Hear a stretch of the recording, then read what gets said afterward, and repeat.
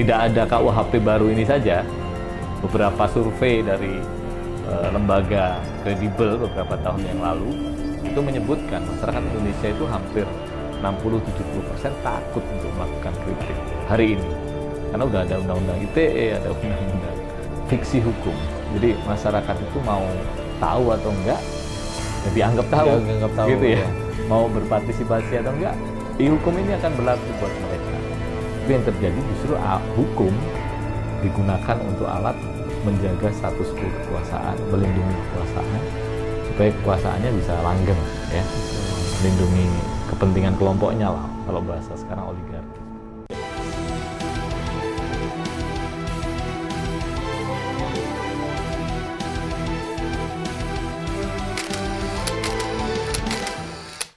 Assalamualaikum warahmatullahi wabarakatuh.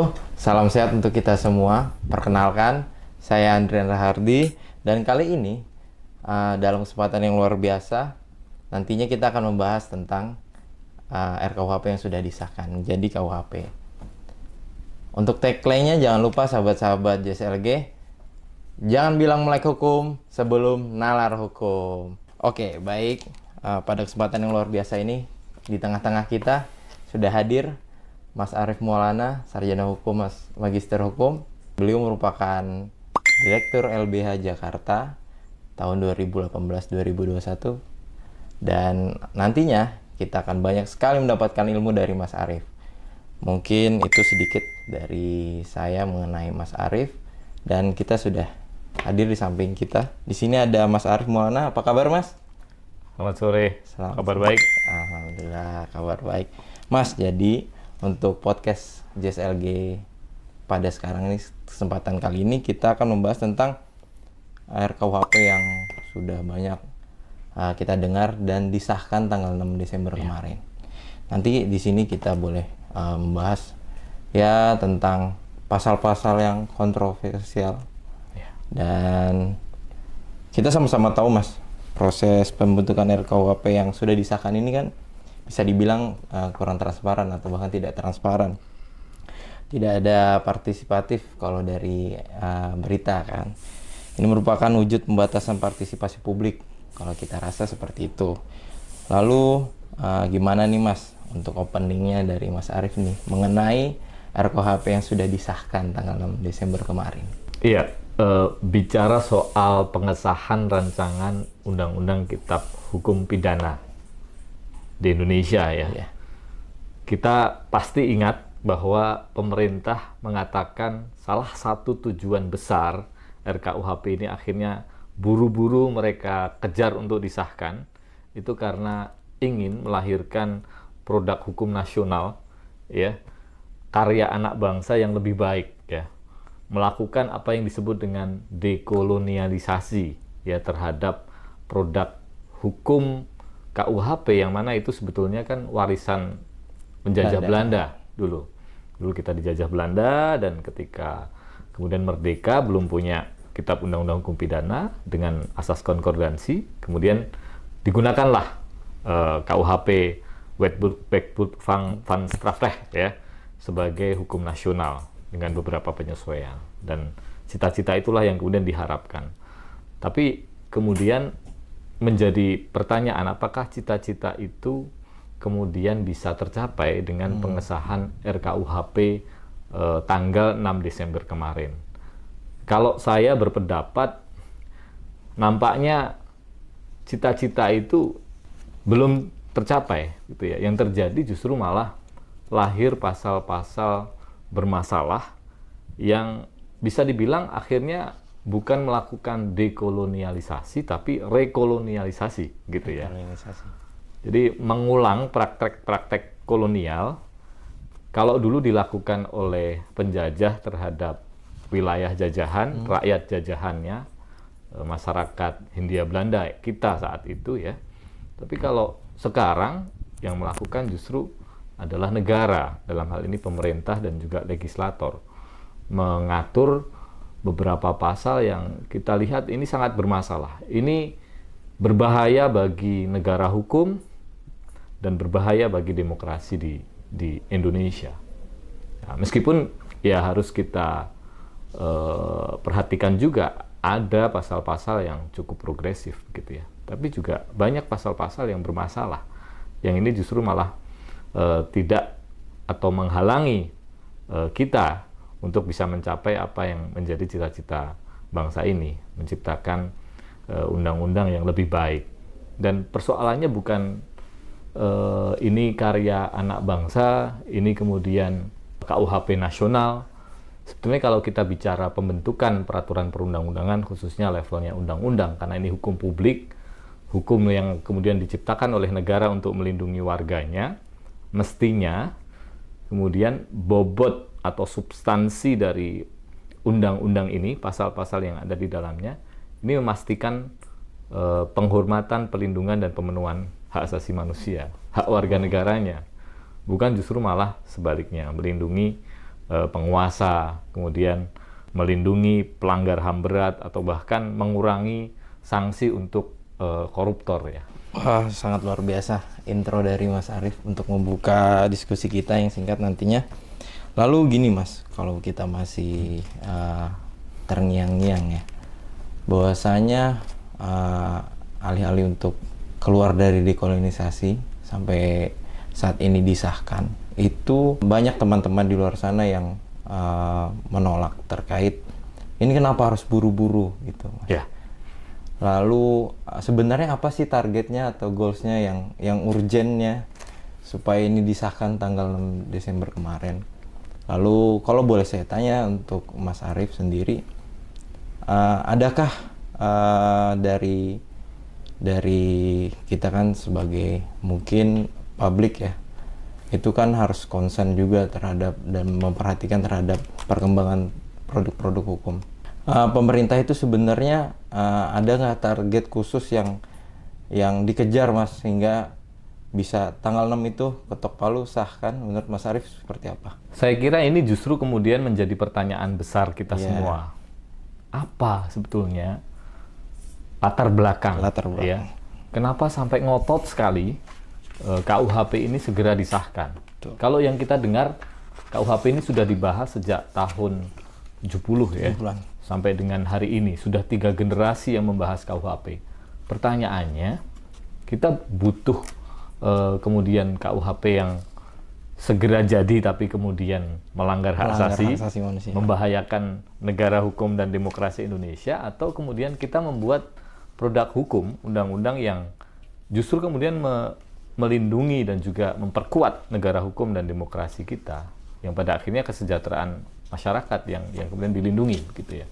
Nah ini kan jadi soal. Betul. Dan saya kira ini pertanyaan penting untuk DPR dan juga pemerintah. Beberapa kali bahkan kalau kita semua flashback ya, pengesahannya bahkan targetnya bukan Desember kemarin. Targetnya bahkan 2019. Teman-teman ingat ada aksi besar ya di September 2019 menentang pengesahan rancangan undang-undang KPK dan juga rancangan undang-undang revisi ya KUHP ya, yang mana kita tahu prosesnya bisa dibilang ugal-ugalan gitu ya, menabrak prosedur formil pembentukan peraturan perundang-undangan.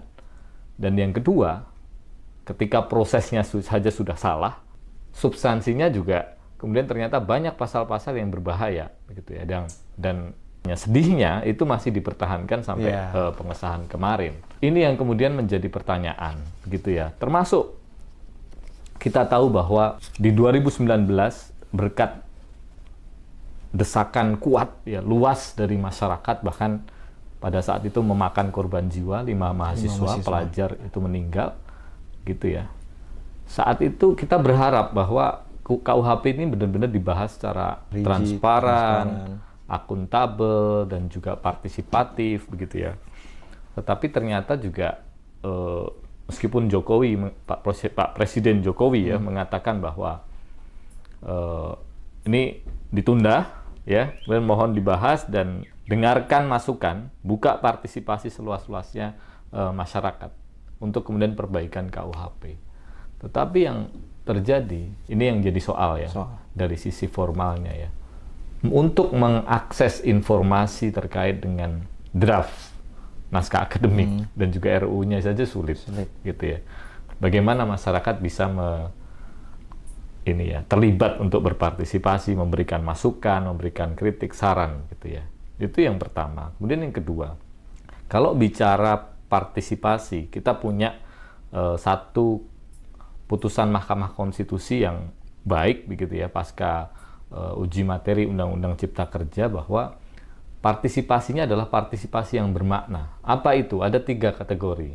Pertama adalah right to be heard, gitu ya, hak untuk kemudian didengarkan.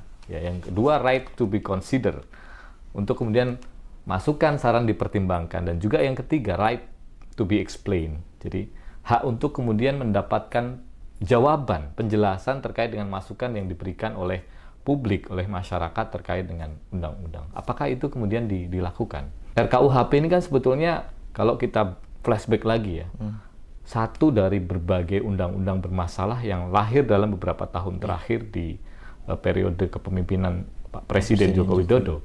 Ada revisi Undang-Undang KPK, katanya menguatkan, prakteknya melemahkan. Membunuh KPK bahkan. Kemudian yang kedua, RUU Minerba gitu ya. RUU Mahkamah Konstitusi, revisi Undang-Undang Mahkamah Konstitusi. Terus kemudian Undang-Undang Cipta Kerja yang dinyatakan inkonstitusional akhirnya meskipun sekarang masih berlaku. Undang-Undang IKN dan lain sebagainya sampai KUHP ini. Ini semua seolah-olah kayak kejar tayang gitu ya. Kenapa kemudian tidak kita maksimalkan dan menggunakan mendorong partisipasi yang seluas-luasnya. Karena harus diingat bahwa Indonesia itu negara demokrasi. Betul. Ya. Indonesia negara hukum, yang mana salah satu syarat kunci negara demokrasi itu adalah hak partisipasi masyarakat. Kedaulatan di tangan rakyat. Ya. Bukan lagi kayak zaman dulu ya. Kedaulatannya di tangan MPR begitu ya, di tangan penguasa begitu. Nah, makanya rakyat harus didengar, bukan kemudian diacuhkan, bahkan kemudian dipukuli ketika menyampaikan suara, ya, ditembak gas air mata, ditangkap, ditahan, dikejar seperti kriminal, padahal mereka sedang memperjuangkan haknya. Oke, berangkat dari demokrasi tadi yang sempat disinggung di awal dan di-mention terkait Pasal 218 nih Mas, mengenai penghinaan presiden. Sangat rancu sebenarnya kalau misalkan kita breakdown lagi. Kalau boleh saya bacakan pasal ayat 1-nya.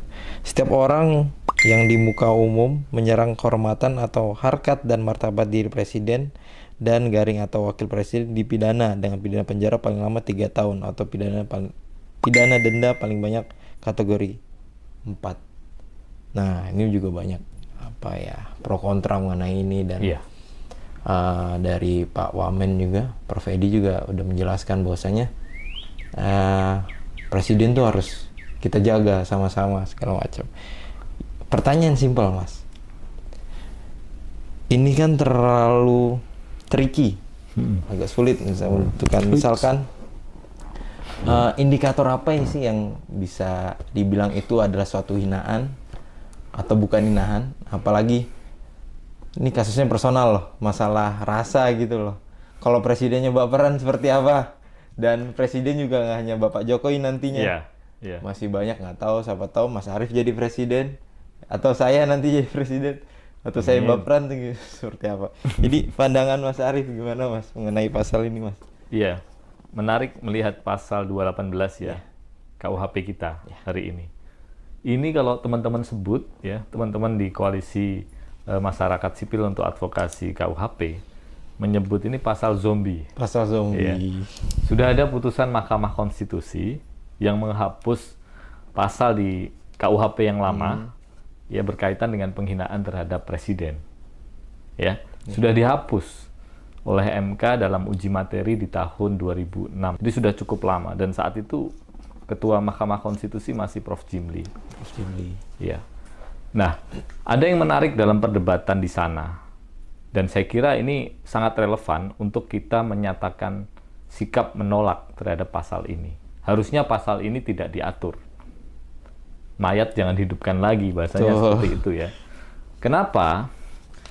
Kita bisa melihat dari aspek filosofisnya, sosiologisnya, historisnya, dan juga yuridisnya, gitu ya.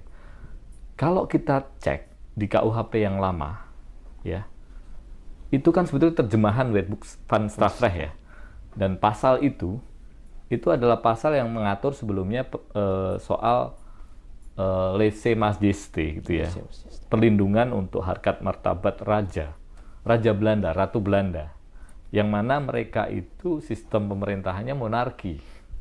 Kalau dalam sistem monarki kan kedaulatan di tangan raja, ya kan? Makanya rajanya penting untuk kemudian dihormati, dilindungi, nggak boleh dihina. Itu satu, gitu ya, dari sisi filosofinya. Sekarang kita tanya, di Indonesia ini kedaulatan di tangan siapa? Rakyat. Siapa yang milih presiden, wakil presiden? Rakyat. Jadi secara filosofi, presiden dan wakil presiden itu pelayannya rakyat. Jadi ketika kemudian sebagai wakil rakyat yang melayani rakyat, kemudian melakukan hal-hal yang sifatnya melenceng dari mandat, konstitusi, dan peraturan perundang-undangan, boleh dong dikritik sama pemilik kedaulatan. Ya kan? Boleh kan kemudian dikoreksi, gitu kan? Kemudian dikasih tahu supaya kemudian kembali ke jalan konstitusional, begitu ya. Dan ini yang kemudian jadi rancu kan. Nah, kenapa kemudian masih ada lagi? Yang lain lagi, secara yuridis, gitu, sosiologis, historis dulu deh. Secara sosiologis begini, termasuk mungkin saya sekalian ya, biar cepat ya, secara yuridis juga. Putusan Mahkamah Konstitusi 2006 itu mengatakan bahwa Indonesia itu negara demokrasi, Indonesia negara hukum, dan ada prinsip equality before the law, gitu ya. Tadi sudah saya katakan soal posisi presiden itu wakil rakyat, bahkan dipilih langsung oleh rakyat. Jadi, apakah kemudian tidak memungkinkan presiden dapat privilege? Boleh. Privilege-nya dalam bentuk apa? Ya protokoler, fasilitas kenegaraan, yang itu memang menjadi hak presiden. Tapi kalau bicara hukum, mestinya kemudian setara, ya. Dan yang penting adalah presiden dan wakil presiden itu bukan person. Presiden, wakil presiden itu kelembagaan, ya, lembaga, bukan orang. Dan yang namanya orang, yang dilindungi dalam hukum pidana itu ada sebetulnya subjek, person, orang, gitu ya, yang memang punya rasa, ya, punya kehormatan dalam arti harga diri, yang kemudian kalau kemudian diserang, itu bisa harus ada aturan hukum untuk melindunginya. Tapi ini kan lembaga negara, begitu ya. Jadi tidak tepat begitu. Nah, dan yang dari sisi yang lain lagi adalah soal bayangkan ketika presiden dan wakil presiden ini nanti melaporkan kasusnya, ya, ke kepolisian sebagai institusi yang berwenang dalam penegakan hukum, mulai dari penyelidikan, penyidikan, sementara mereka sendiri adalah dalam tanda petik bawahan presiden, gitu ya. Apakah mungkin laporannya tidak ditindaklanjuti? Ini kita bicara logika sederhana saja, ya. Pasti ditindaklanjuti.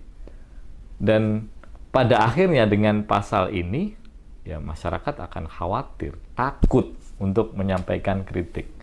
Tidak ada KUHP baru ini saja. Beberapa survei dari lembaga kredibel beberapa tahun yang lalu itu menyebutkan masyarakat Indonesia itu hampir 60-70% takut untuk melakukan kritik hari ini. Karena udah ada undang-undang ITE, ada undang-undang KUHP yang lama pun banyak kemudian membuat orang masuk penjara. Misalkan ada kasus nih, ingat kasusnya Pak Ruslan Buton ya. Beliau itu ex-tentara yang kemudian mengatakan bahwa Pak Presiden sebaiknya Bapak mundur. Ya. Itu konstitusional loh. Itu hak berpendapat orang loh. Di penjara dia. Itu belum ada KUHP yang baru. Bagaimana besok, begitu loh. Dan apakah kemudian presiden tidak boleh dihina-hina? Boleh kemudian dicemarkan nama baiknya? Tidak. Kita juga tidak setuju kemudian. Tetapi posisi dia sebagai pribadi. Ya bukan sebagai presiden, wakil presiden, lembaga negara. Dan itu sudah ada pasalnya. Ada pasal 310 sampai 318 terkait dengan ini ya, penghinaan ya. Ya, secara pribadi bisa kemudian melaporkan, dan itu pernah dilakukan oleh Presiden SBY. Beliau bahkan datang ke Polda Metro Jaya saat itu. Ya, terlepas dari ini ya, apa namanya situasi saat itu, ini jadi contoh begitu ya, bahwa tetap bisa kemudian dilindungi. Dan ada sebetulnya juga yang mengatakan presiden itu kan simbol negara. Coba deh dicek di Undang-Undang Lambang Negara. Bukan, tidak ada. Ya, lambang negara itu ya Garuda, Pancasila, kemudian bendera Republik Indonesia dan seterusnya begitu. Jadi dari beberapa argumentasi tersebut, saya pikir tidak tepat dan tidak seharusnya pasal ini kembali dihidupkan. Ini kembali. Jelas nanti akan mengancam ya dan membuat masyarakat sebagai pemilik kedaulatan ini takut untuk mengkritik wakilnya sendiri, yang dipilih sendiri gitu ya. Lalu berangkat misalkan dari kaum yang pro, Mas, dia kan bilangnya banyak yang ini kan deliknya delik aduan nih, Mas. Lalu pendapat Mas Arief itu gimana? Ya, tadi saya sempat sampaikan, bayangkan kalau kemudian ini kalaupun dijadikan delik aduan, kalau presiden yang lapor ke kepolisian, pasti ditindaklanjuti tidak? Karena Kapolri yang milih presiden. Kapolri bisa kapan saja diberhentikan oleh presiden, yang mengevaluasi presiden. Ketika kemudian presidennya melaporkan kasusnya, apakah kemudian tidak didiamkan saja? Didiamkan saja? Tidak mungkin. Jadi sudah ada privilege yang luar biasa, saya kira. Dan sebetulnya ini yang keliru justru. Ya. Pada akhirnya yang dilindungi bukan masyarakat, tapi yang dilindungi adalah penguasa.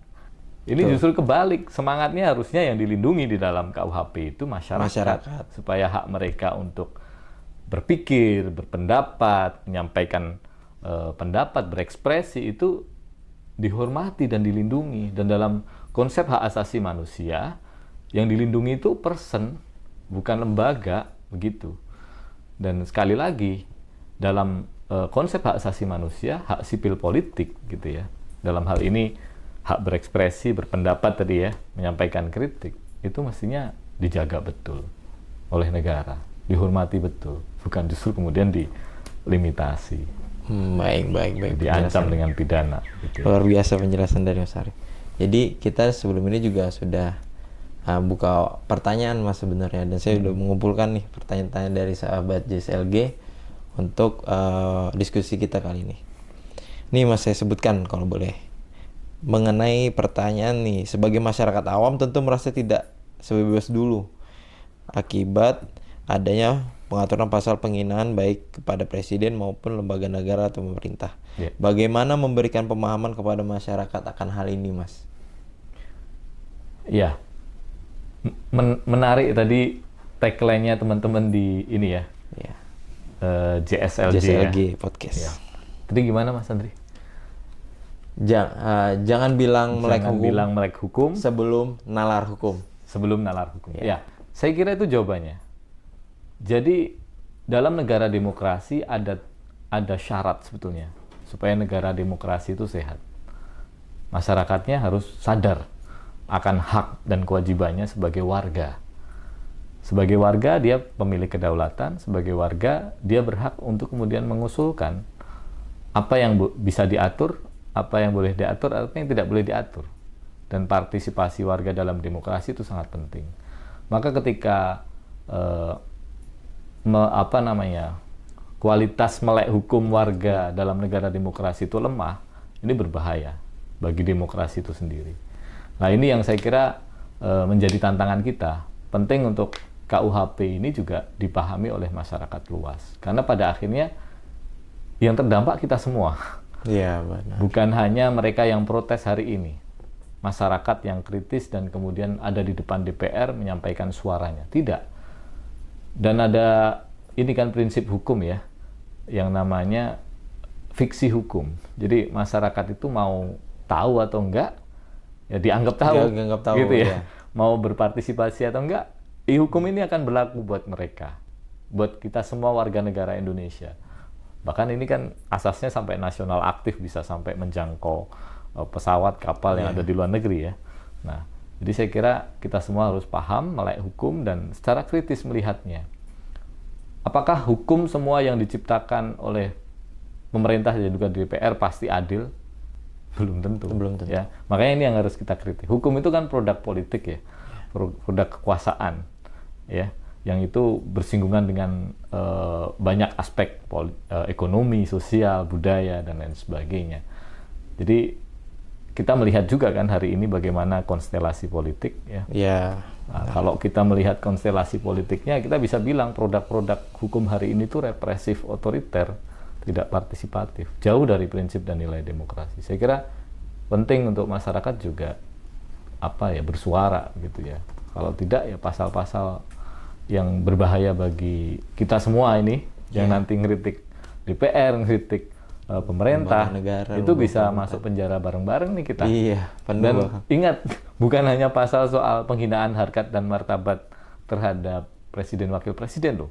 Masih ada pasal-pasal yang lain. Contoh misalkan, pasal penghinaan terhadap pemerintah dan juga lembaga negara. Lembaga negara apa aja ini? Ya. Dan penghinaan itu bedanya sama kritik tadi satu pertanyaan kunci apa? Nggak jelas. Nggak jelas. Ya? Indikatornya nggak jelas yang membedakan itu. Terus kemudian ada pasal ketika menyampaikan aksi, ya, ketika aksi menyampaikan pendapat di muka umum tidak memberitahukan ke kepolisian. Ini dulu diatur di Undang-Undang 9 tahun 98, dipidana. Padahal di Undang-Undang 9 tahun 98 itu semangatnya adalah semangat perlindungan hak sipil politik, hak warga negara untuk berpendapat, mengkritisi pemerintahan. Dan di sana kalau kemudian tidak memberitahukan, itu cukup dibubarkan saja aksinya.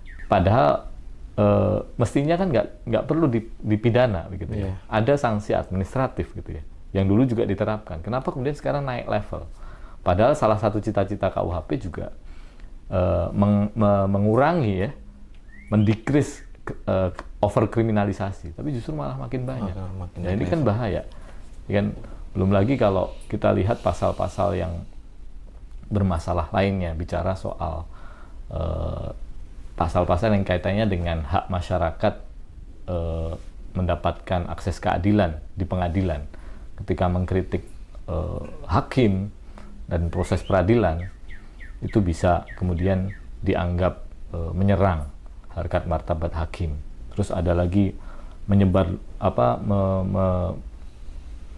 merekam ya proses persidangan secara live, itu juga dilarang ya ke depan. Padahal prinsip peradilan kita kan sederhana ya, biaya ringan dan dibuka dan terbuka untuk umum gitu ya. Betul. Sehingga transparansi, akuntabilitas itu bisa diciptakan, dan kontrol publik sangat penting. Kita nggak bisa mengingkari bahwa mafia peradilan di mana-mana sekarang. Betul.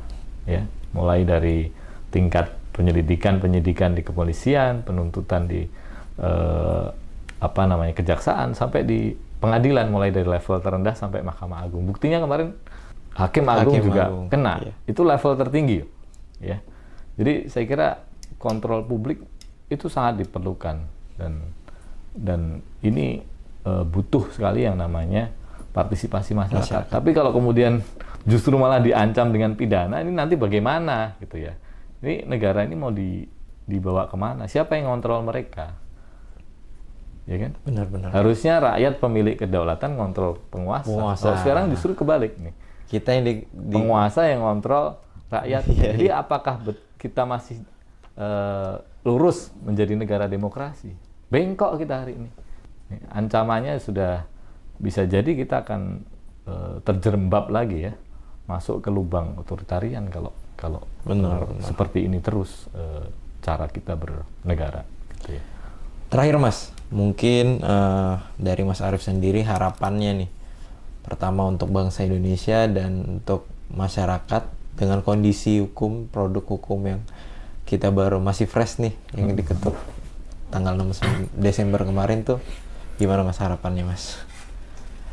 Iya, saya pikir sebagai negara hukum, ya, kita tahu bahwa ya, supremasi konstitusi, supremasi hukum itu harus dijunjung tinggi. Ini dalam kerangka untuk melindungi hak asasi manusia, hak warga negara.